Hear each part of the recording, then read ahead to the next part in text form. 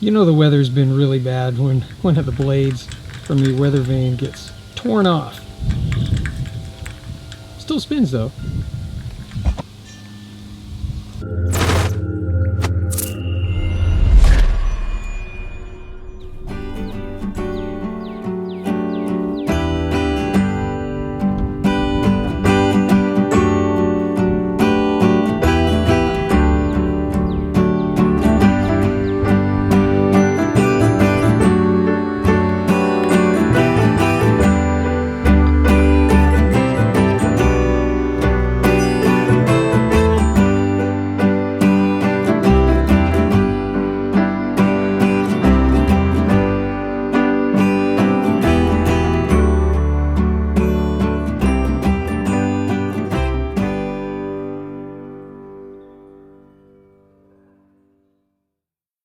Well, as you can see today, things don't quite look the same as they have been. We're actually changing a little bit of how our tool shed looks. And I had a couple of videos I was going to bring to you, but that's going to have to go on hold. Yeah, today, it's just kind of a bummer day. Stuff that you dread to have to do needed to be done, that I needed to do. So let me start by showing you some footage from a previous video. I've got a little bit of a concern with that one. We call her ring toe because she's got a couple of black rings around her center toes on both her feet, and they're just distinguishing marks. The other day she was kind of drooling out a little bit of water. Now that can mean a couple of different things. Either she drank too much and it's just coming out, or there's something stuck in her crop, and she was drooling and she hasn't eaten much over the last couple of days. This is the first day she started eating again, and what we did to treat it was, and I don't know if she's going to let me get close enough, but her crop, yeah, right down there is a little on the full side, and that's probably why she was drooling. Got a little impacted crop, they call it, and you want to be careful that you don't get sour crop. That is, the vegetation in there starts to ferment, and that's very bad news because bacteria grows and then they'll die. But I've been massaging it and giving her some exercise, and today, this is the first day she's actually pecking around and having fun. She's been kind of lethargic lately, but today's pretty good, so I think she's on the road to recover. I'll keep you posted. So evidently, I was able to take and move a blockage that was in ring toes crop, and through massage and whatnot it kind of cleared up, and actually she improved.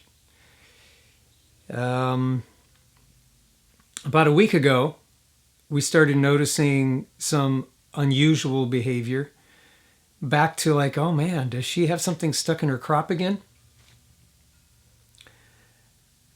And I massaged down in there, and it didn't really feel like it had a big lump like it had before. So best I can reckon, it might have moved down and then blocked someplace else, because what was starting to happen, and those of you that have chickens probably already know this, and if you do, after I'm finished here, leave a comment down below. How did you deal with it? I'm going to tell you how I dealt with it in a moment. And those of you that are interested in chickens and have watched my Chicken Tuesdays and all that kind of thing, this is kind of to benefit you all as well. And it's to kind of benefit me too. It's a bit cathartic to be able to kind of talk through this. But anyway, did the little massage in the little crop area. For those of you that need to know, the crop is a spot where when chickens eat grain or whatever they're eating. They eat grain, they eat, one just ate a lizard the other day, they eat little mice, they eat just about anything. Lettuce that we give them, vegetables, whatever.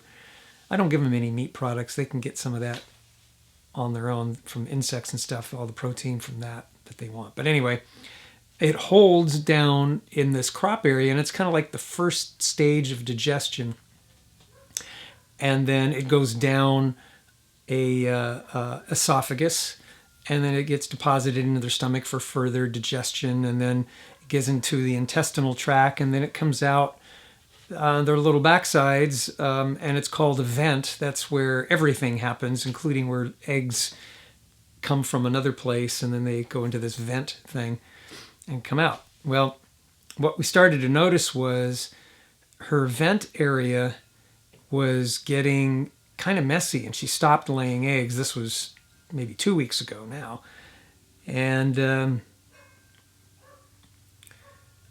I'm not too worried about the not laying egg part because, they'll go through phases, and, if they're molting or whatever, there could be a bunch of reasons, a little bit of stress, whatever. Well, come to find out, or what I believe anyway, I probably, through that massage, moved that blockage, because what happens is in the crop, if something long and stringy can kind of get balled up, it'll block the esophagus or block up the crop, and the crop can't effectively do its thing, or if whatever's stuck in there doesn't begin to digest, it starts to get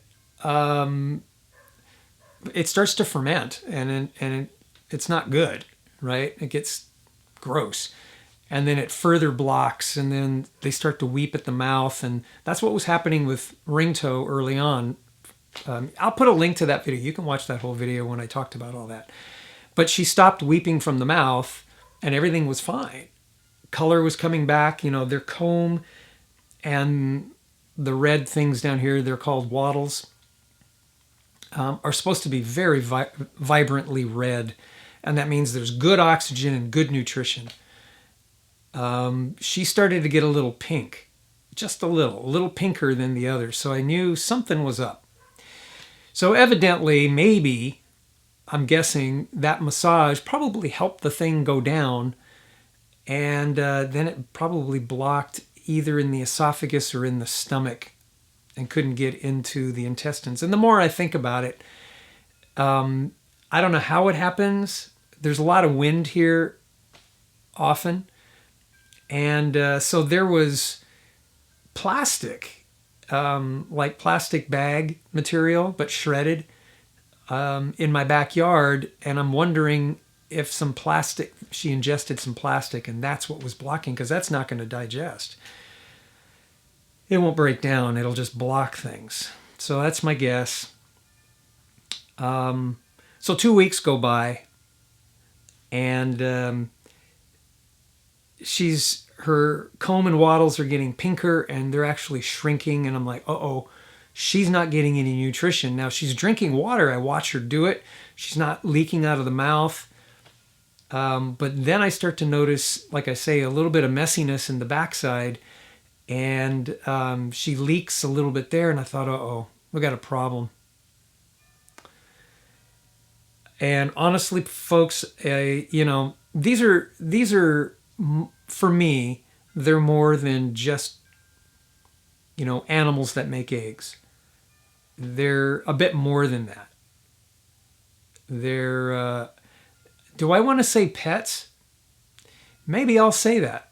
And I know you're not supposed to do that, or you're told not to do that.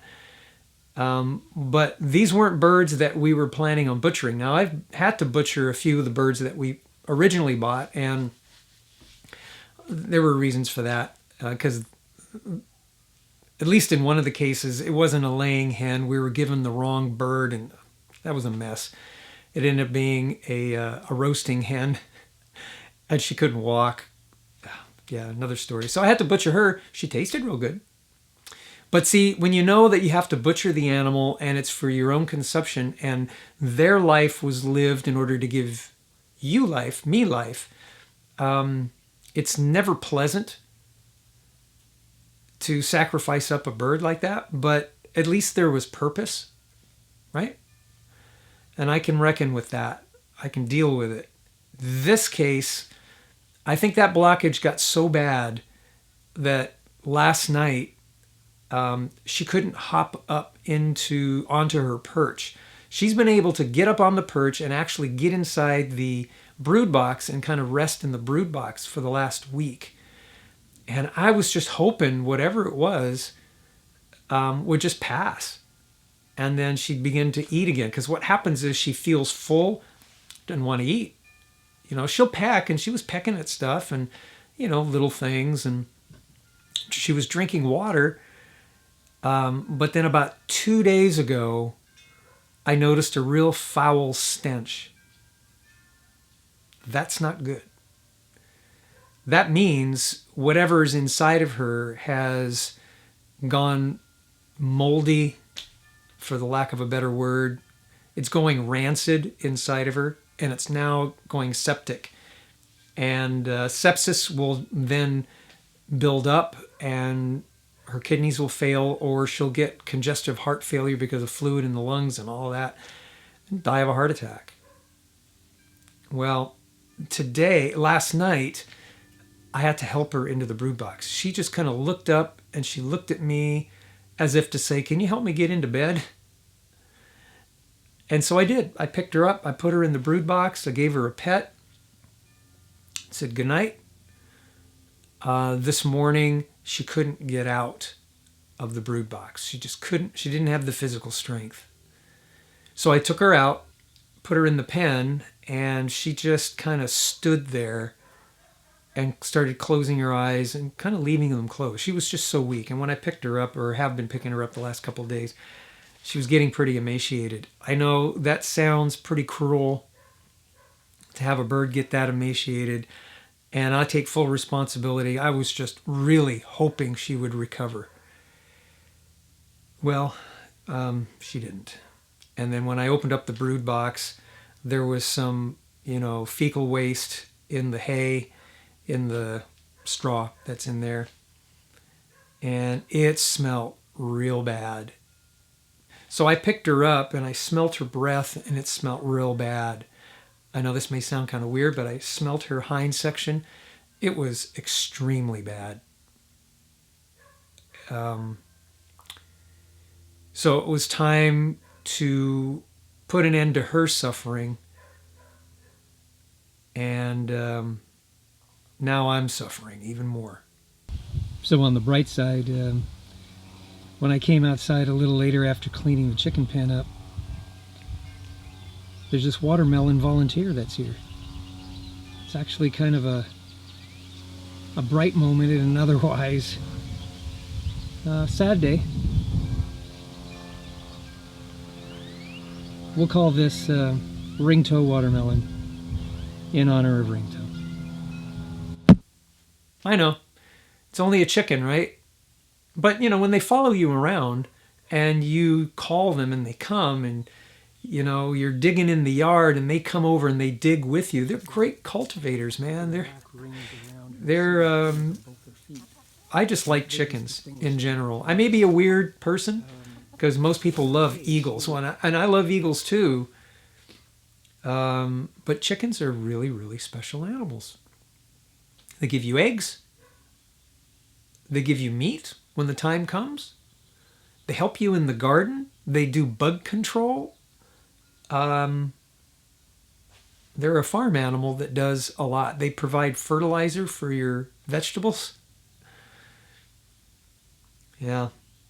They give a lot. They're like cows in a way. Cows give a lot. They give everything for us. Chickens are kind of the same way. So it's a bummer day. Thank you for letting me share that a little bit. It helps me. It may not have helped you any. But if you have questions, I'd be happy to answer them. So down below there, just ask away. And if you have chicken experience, what would you have done? And if you're going to say probably would have ended their suffering earlier, I get it. I was just hoping. But if you have experience in knowing what might have caused this, and it could have been straw, it could have been that plastic that I found in the backyard, it could have been a lot of things. But I'd just like to hear your experience, chicken owners and non-chicken owners. If you have further questions, I'd be happy to answer them. I just kind of think back about our Chicken Tuesdays. That was always a lot of fun, talking about chickens. We still have Eenie. She's doing really well. There will most likely she'll develop a problem because they're flock animals, and she doesn't have anyone to take dust baths with. Ringtoe was kind of the alpha female, and oddly enough, I was the rooster, because they would both come to me and hang around me, and when I tell them to go back into the pen or it's time to go, they'd listen, and they would know when I was taking care of them. And then when I wasn't there, Ringtoe was the alpha female taking care of Eenie. Now Enie's all by herself, so we may try getting some chicks and then introducing some young birds and see how Eenie takes to that. She might take to it really well, because if she's lonely, which may develop, she may appreciate that. So we'll see. If you have birds, let me know what you think about that. We've introduced birds before, so I know what that's all about.